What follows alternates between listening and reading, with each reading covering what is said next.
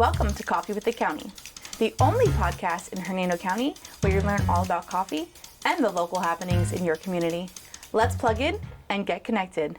Hi everyone, my name is Dominique Holmes. I'm the Director of Communications and Government Affairs for Hernando County.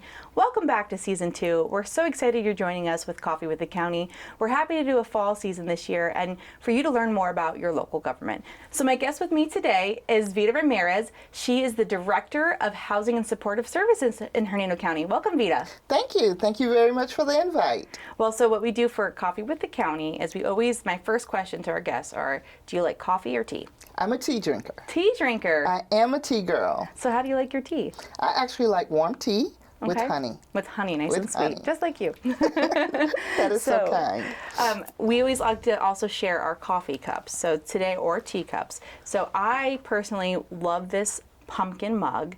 It makes me think of fall, cozy season, stuff like that. So this is my coffee mug today. Let me see what you have today with you. I actually am reminiscing. I actually received this coffee mug from a child, actually a friend of my boys when they were playing baseball.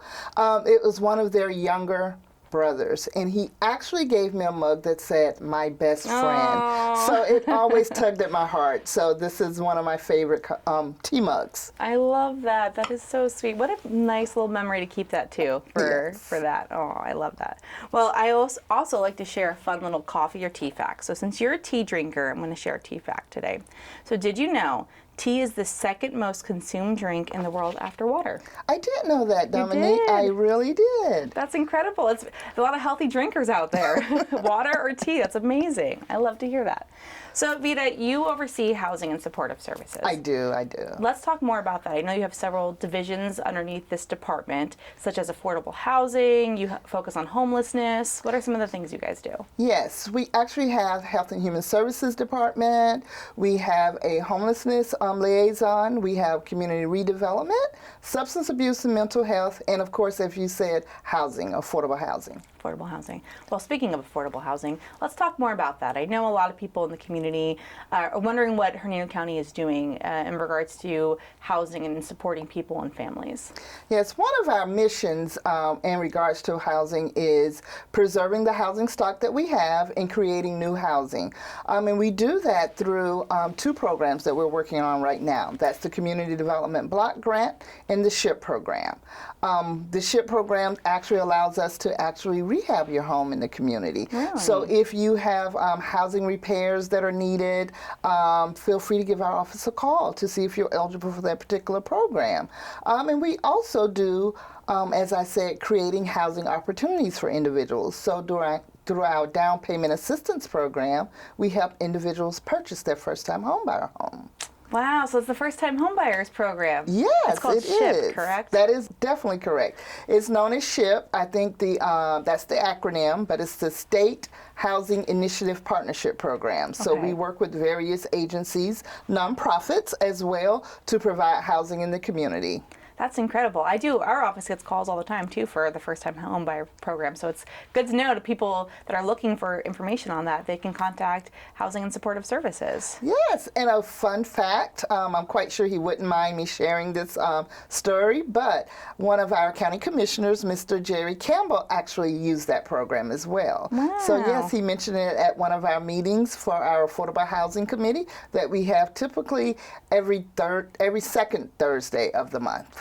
So let's talk more about, you said there's several different divisions within Housing and Supportive Services. Our Health and Human Services division actually serves a number of things. You know, they have the state mandates that are always coming through, but one of the things that we like to tell individuals is they advocate for individuals. So they advocate and navigate. So they help individuals navigate the resources that are local, state, federal, and for-profit.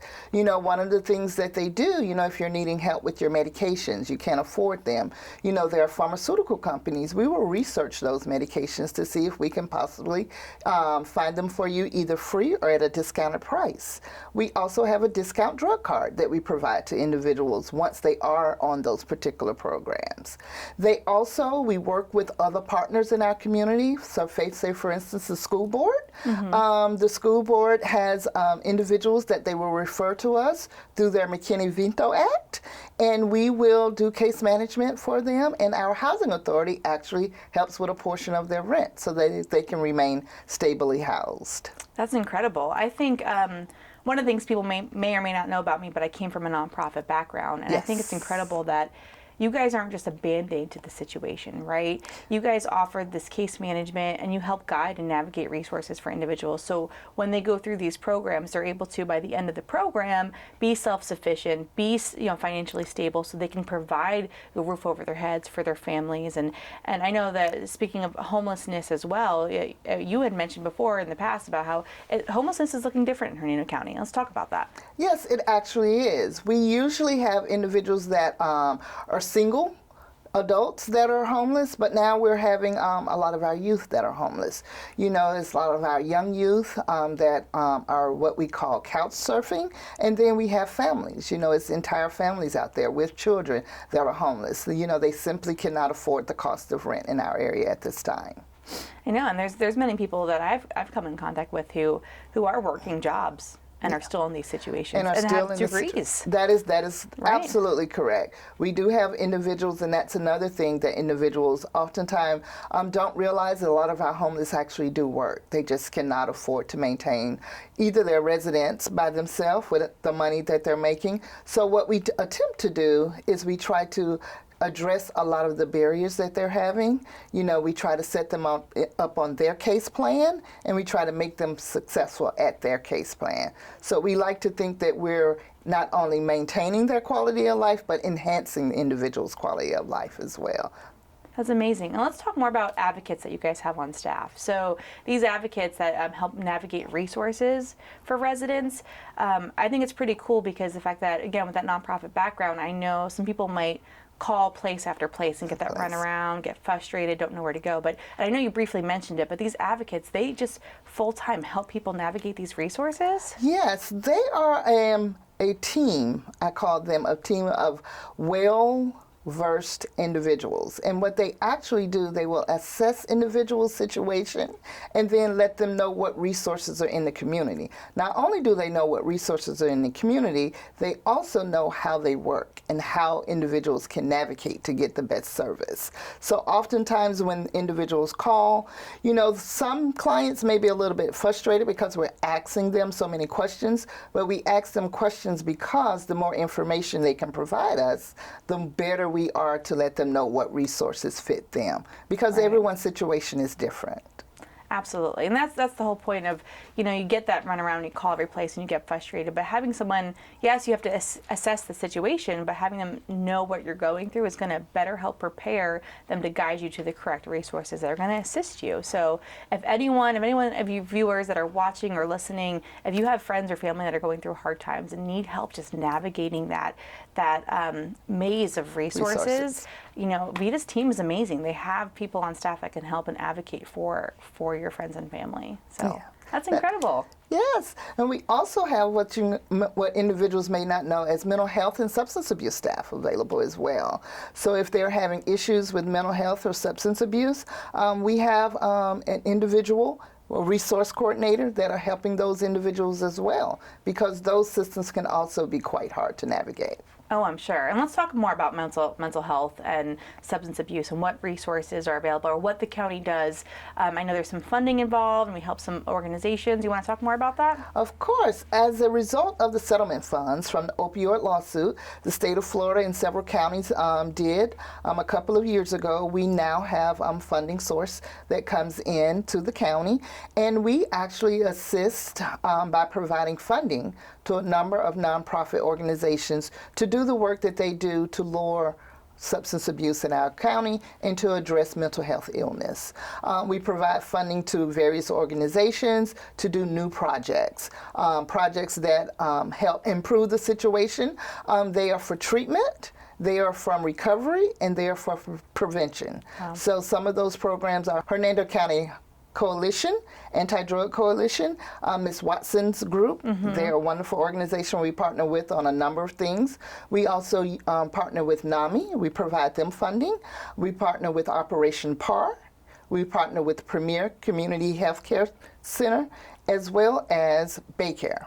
Wow, there's a lot of great groups. So if someone was looking for some type of resources when it came to mental health or substance use, they can give your office a call and speak with one of these team members that can help guide them to what programs are out there through this funding or what Hernando County has to offer. Definitely. We actually had a mental health resource coordinator, and we are working very closely with our community paramedicine team, which is also as a result of that funding. So we have actually partnered with our fire rescue. You know, they are our first responders, so they have direct access to those individuals. Wow, that's incredible. Well, before we wrap up our podcast, is there anything else you want to share with the community about some of the things you guys are working on? I know you guys have a lot of events in the fall. It is fall season. You're doing a housing harvest. There's also some things coming up in November. Is there anything you want to touch on and discuss? We actually are doing it's actually our first housing harvest. It's a housing fair this October. We're also doing in November a event. Hunger and Homelessness Week will be during that time. Okay. So we're doing 2 events, one in Brooksville and one in Spring Hill. And at that event, we will be trying to enroll our homeless individuals or individuals in need of housing with various resources.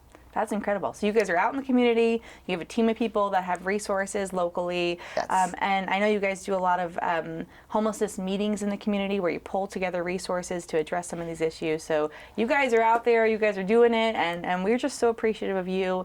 And I think it's a great time for people who are tuning to this podcast to see what we are doing to address these issues and that we care. And you care so much. And we're just so happy to have you. Well, thank you. Thank you for allowing me to spill the tea on housing and supportive services. I like that. Spilling the tea.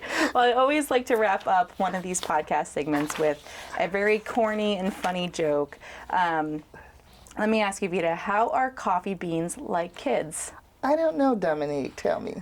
They're always getting grounded. That is funny. Well, thank you so much for your time, Veda, today, and I really appreciate it. It's a pleasure. Dominique. Thank you. And thanks for tuning into Coffee with the County. Take care.